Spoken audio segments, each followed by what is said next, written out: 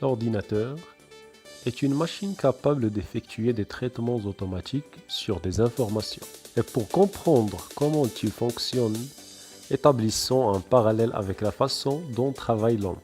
Prenons comme exemple le travail d'un employé de bureau.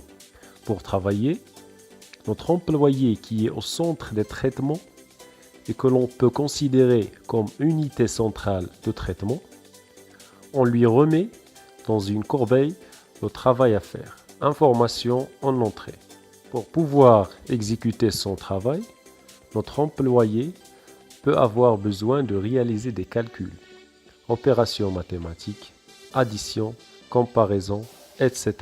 Il dispose pour ce faire d'une calculatrice ou unité de calcul. Pour ne pas oublier ce qu'on lui demande, l'employé va noter sur un brouillon les instructions qu'il a reçues et qui constituent son programme de travail.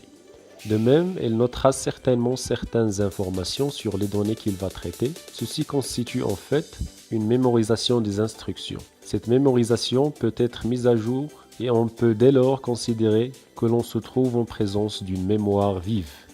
De plus, il est possible que pour réaliser la tâche demandée, l'employé ait besoin d'informations qui soient toujours les mêmes, le taux de TVA par exemple, et qu'il mémorisera une fois pour toutes. Il s'agit donc de mémoire morte.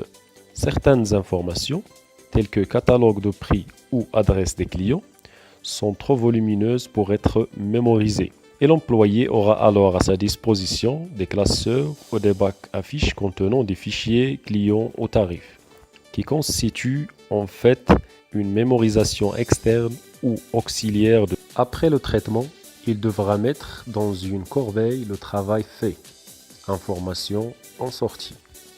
Nous pouvons donc considérer que nous avons là un système de traitement à qui l'on remet des informations en entrée à l'aide de l'unité d'entrée, comme clavier, souris, microphone, etc., qui traite ces informations par le processeur et nous restitue des informations en sortie par l'unité de sortie.